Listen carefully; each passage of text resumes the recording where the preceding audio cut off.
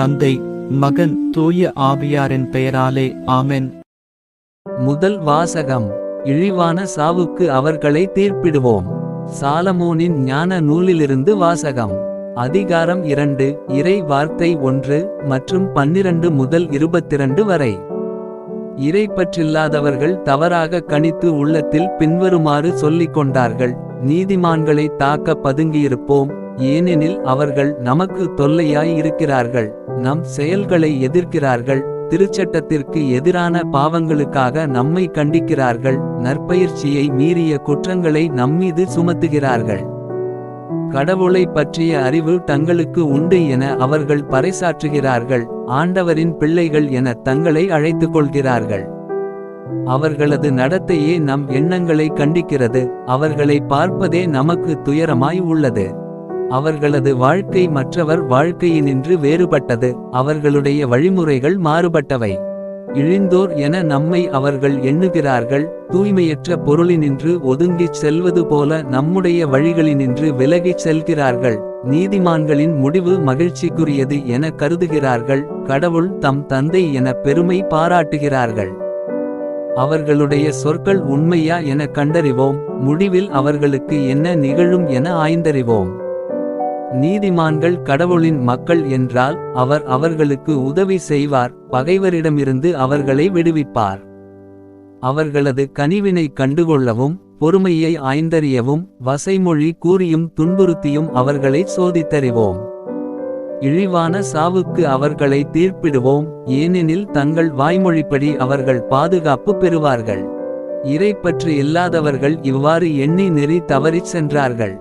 அவர்களின் தீயொழுக்கமே அவர்களை பார்வையற்றோர் ஆக்கிவிட்டது.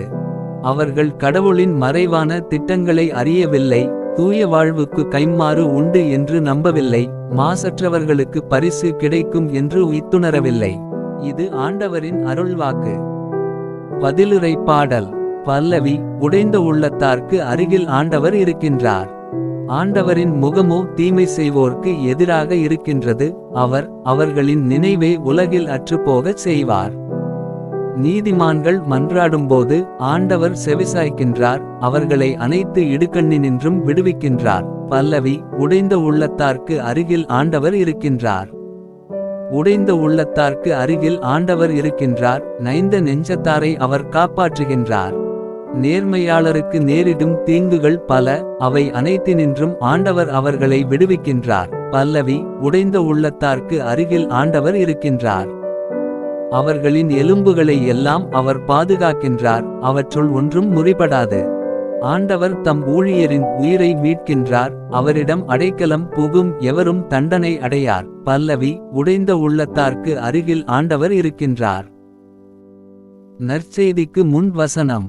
மனிதர் அப்பத்தினால் மட்டுமல்ல, மாறாக கடவுளின் வாய்ச்சொல் ஒவ்வொன்றாலும் வாழ்வர். நற்செய்தி வாசகம். இயேசுவை பிடிக்க முயன்றார்கள், எனினும் அவருடைய நேரம் இன்னும் வரவில்லை. யோவான் எழுதிய தூய நற்செய்தியிலிருந்து வாசகம். அதிகாரம் 7, இறை வார்த்தை 1, 2, 10 மற்றும் 25 முதல் 30 வரை. அக்காலத்தில் இயேசு கலிலேயாவில் நடமாடி வந்தார். யூதர்கள் அவரை கொல்ல வழி தேடிக்கொண்டிருந்ததால் அவர் யூதேயாவில் நடமாட விரும்பவில்லை. யூதர்களின் கூடார விழா அண்மையில் நிகழவிருந்தது. தம் சகோதரர்கள் திருவிழாவிற்கு போனபின் இயேசுவும் சென்றார். ஆனால் அவர் வெளிப்படையாக அன்றி மறைவாகச் சென்றார். எருசலேம் நகரத்தவர் சிலர் இவரைத்தானே கொல்லத் தேடுகிறார்கள். இதோ, இங்கே இவர் வெளிப்படையாய் பேசிக்கொண்டிருக்கிறாரே, யாரும் இவரிடம் எதுவும் சொல்லவில்லையே. ஒருவேளை இவரே மெசியா என்று தலைவர்கள் உண்மையாகவே உணர்ந்து கொண்டார்களோ?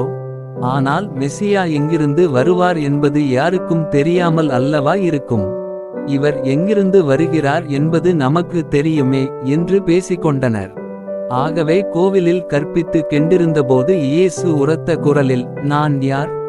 நான் எங்கிருந்து வந்தேன் என்பவை உங்களுக்கு தெரியும். ஆயினும் நானாக வர என்னை அனுப்பியவர் உண்மையானவர். அவரை உங்களுக்கு தெரியாது, எனக்கு அவரை தெரியும். நான் அவரிடமிருந்து வருகிறேன், என்னை அனுப்பியவரும் அவரே என்றார். இதை கேட்ட அவர்கள் இயேசுவை பிடிக்க முயன்றார்கள். எனினும் அவருடைய நேரம் இன்னும் வராததால் யாரும் அவரை தொடவில்லை. இது ஆண்டவரின் அருள்வாக்கு. உங்களுடைய பிரார்த்தனைகளையும் வேண்டுதல்களையும் நாளைய திருப்பலியில் ஒப்பு கொடுக்க விரும்புவோர் கீழ்காணும் மெயில் ஐடிக்கு உங்கள் வேண்டுதல்களை அனுப்பவும். அல்லது வீடியோவின் கீழ் கமெண்ட் செய்யவும். பிதா சுதன் பரிசுத்த ஆவியின் பெயராலே ஆமென். தின பிரார்த்தனைகளுக்காக லைக், சப்ஸ்கிரைப் மற்றும் பெல் ஐகானை கிளிக் செய்யவும்.